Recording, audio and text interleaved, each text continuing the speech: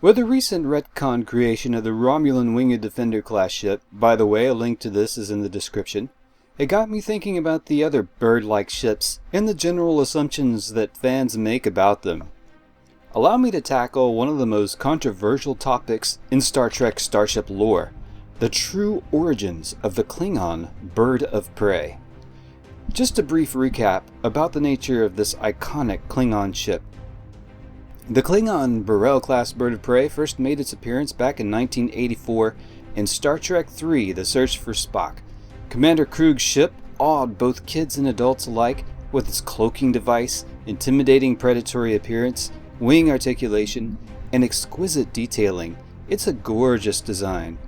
Due to its aggressive appearance, one has to admit that it does look sufficiently Klingon. However, something is a little bit wrong here. Okay, junior Starship crew members, some of you hadn't been born yet, but let's go back to 1984. The Star Wars trilogy was wrapping up. Thanks to its popularity, Star Trek had been revived with 2 movies thus far, the motion picture and Star Trek II: The Wrath of Khan. Other than these 2 movies, the on-screen Star Trek content only consisted of the original series, the animated series, which is so obscure by now it's barely canon, and that was it. Oh, there were novels and tabletop games, and many fans ate up the novels and game content as if it were no less canon than what was on screen. The concepts of levels of canon, such as Alpha and Beta, simply didn't exist back then. There was no Star Trek Discovery, no DS9, no TNG, no Enterprise, and really no computer games. At that time, Star Trek was far more pure, uncorrupted, and full of potential. As far as bad guy starships go, there had been only a few. We had seen the Klingon D7, the Klingon Katinga, which is really just a refit D7, the Romulan Bird of Prey, and whatever Romulan adaptation of the D7 that was used as part of their tech exchange treaty with the Klingons. The Star Trek III plot needed something to work. They needed a bad guy ship to sneak into Federation space, go to the Genesis planet, and have a run-in with our heroes in an attempt to steal the Genesis device. The most logical way to do this would be to use a ship equipped with a cloaking device. The only bad guys in Star Trek at this point demonstrated to use cloaking technology were the Romulans. As far as I know, there weren't even any novels or games that had Klingon ships with cloaks at all. After all, they had these powerful Katinga-class ships. And they were Klingons, bold, aggressive, not subtle or sneaky. So the early outlines of the script were to have the Romulans infiltrate Federation space and steal the Genesis device, which would certainly have been their MO. Leonard Nimoy set the art department to work on building the ship. He wanted it to have wings that sloped down and a neck that jutted forward, and he even used his arms spread out like some kind of vulture to mimic the appearance of the ship. The art department took great care in coming up with this bird of prey. This is loosely based off a muscle monster flexing with its fists down. It works great. Okay, so suddenly a new update to the movie script is needed. Nimoy wants Klingons, since Klingons are more dramatic than Romulans. Probably true, probably true. The solution, Commander Krug has a mission, and he is such a badass that he steals or captures a Romulan ship so that he can infiltrate Federation space. This would have made a great scene, but this was dropped, perhaps because there wasn't enough time or budget to make it happen.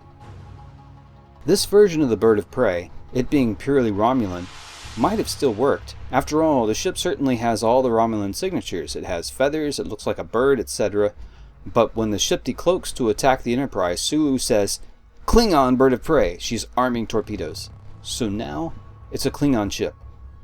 So, how do hardcore Trekkie fans repair our immersion and deal with the growing inconsistencies of Star Trek, which are only getting worse as time goes on, since the franchise seems to keep going backwards in time with its settings instead of forward in time? But that's another topic. Let's go ahead and turn to some sound theories about what's going on here. Why do the Klingons have cloaking devices on their ships? And why do their ships have feathers on the wings, etc.? If we're going to go with on-screen canon, the first Klingon Bird of Prey type ship actually appears in Enterprise back in the 22nd century. Of course, the design of this older Bird of Prey is pretty ugly compared to the 23rd century one, and it has no cloaking device. It's possible that this is still a Romulan-inspired ship, and the Romulans had some contact with the Klingons long before. But I find this explanation problematic, since 22nd century Romulan ships bear no resemblance at all to Klingon ships, which seems to separate the idea of any design derivations between the two empires. As a hardcore Star Trek fan like most of us, I'm willing to ignore large parts of the Star Trek universe to make it work.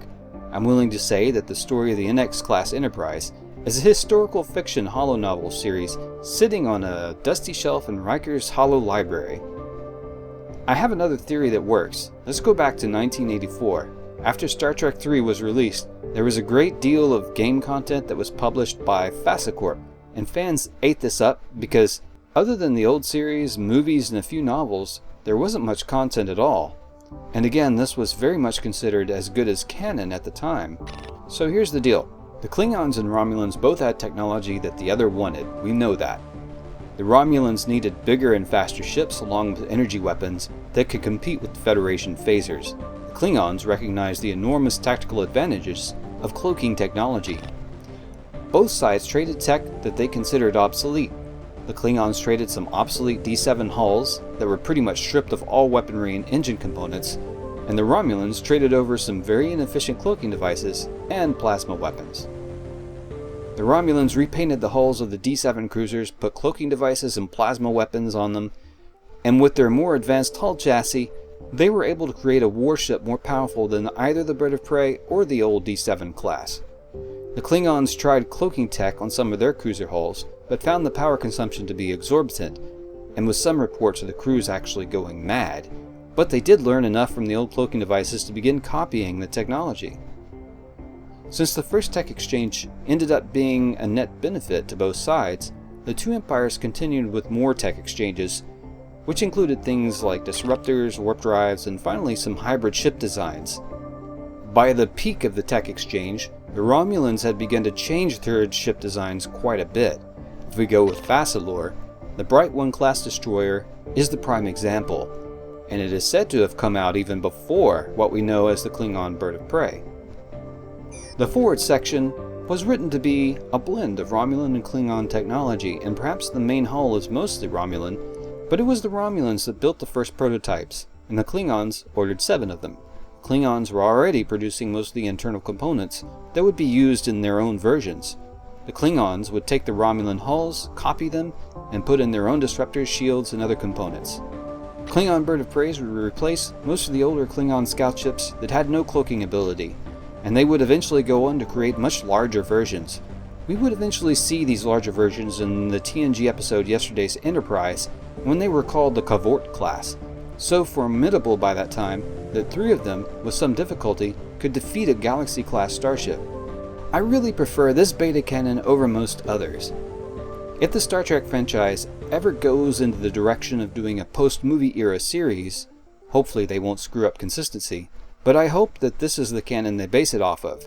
It is logical and it fits.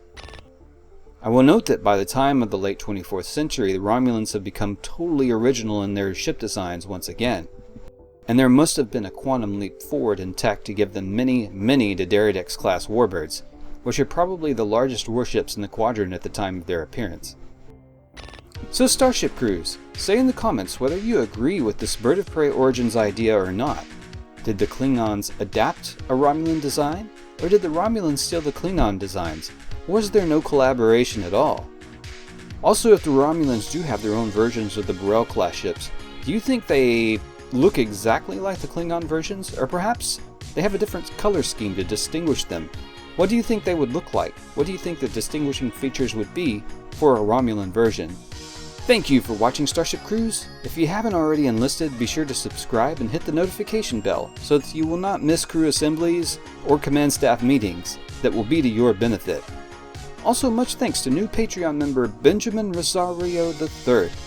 If you would like to support this content and allow the channel to upgrade various aspects of its Starship technology, consider becoming a Patreon at patreon.com/resurrected, linked in the description below. Until next time, space friends.